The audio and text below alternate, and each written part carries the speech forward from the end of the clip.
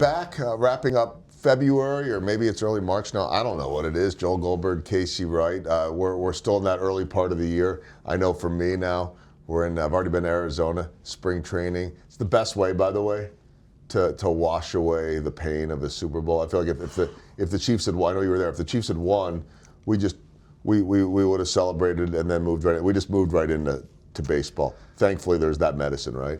Yeah, I've already seen a lot of Royals gear around town, and it feels like sooner than normal. I think part of that's because of the optimism for the upcoming season, and like you said, part of it is the Kansas City fans are ready to turn the page on the football season this year too. So I'm excited. We'll all be there for opening day.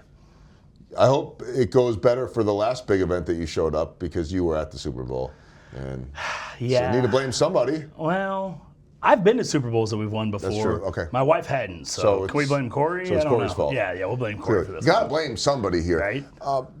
We talk a lot about sports and seasons, and that's true for the job world as well. So a couple months into 2025, anything changed since we first had this conversation? Are you seeing any trends early in this year? Second half of last year, we've talked about this a lot, but it always slows down during election year a little bit. But we ended up with a really strong 2024, and 2025 is off to a record-setting pace. So we're very optimistic about 2025. Jobs at all different levels. I mean, there was so much hiring the last couple of years post-pandemic that eventually, if all the jobs have turned over, it's hard to have tons of new opportunities. So mid-level jobs, though, have been incredibly hot.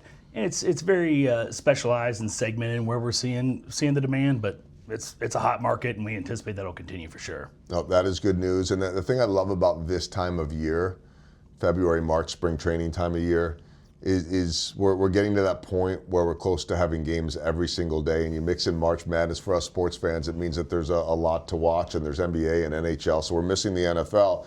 But it's also that time of year, spring training, where they say hope springs eternal too, right? And that could be true in terms of the job market and in terms of employment, because everybody needs that optimism. Absolutely. Well, looking outside right now, it's the first couple of nice days we've seen in about 4 or 5 months, and I can just tell the attitude around town is more positive.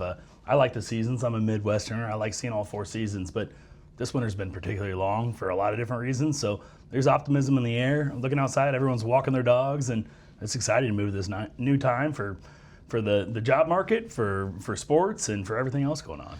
Yeah, and the last thing too is a huge honor for me. We don't usually try to talk more about you guys and Chief of Staff and what maybe some people can learn, and we mix in our love of sports as well. But recently named to the Negro Leagues Baseball Museum Board of Directors, which is the hugest honor, and certainly appropriate to talk about any month of the year, and including Black History Month. But I think in one of the things that I want to be able to do in my role is be able to bring some groups in to the museum. So I think, I'm just saying this right here on camera, like it'd be a great Chief of Staff outing to do something at the Negro Leagues Baseball Museum. Absolutely. We've been talking about this for quite a while. We need to figure it out. I'm going to rely on you to help us get it scheduled. You just want me to make sure that Bob Kendrick is there as well. I want Bob to be there. I want our good friend Kiana to be there. We want the whole experience. If we're going to do it, we want to do it upright. But I think it'd be an awesome team outing. Let's figure it out sometime soon. We will get that done. Everyone should go there.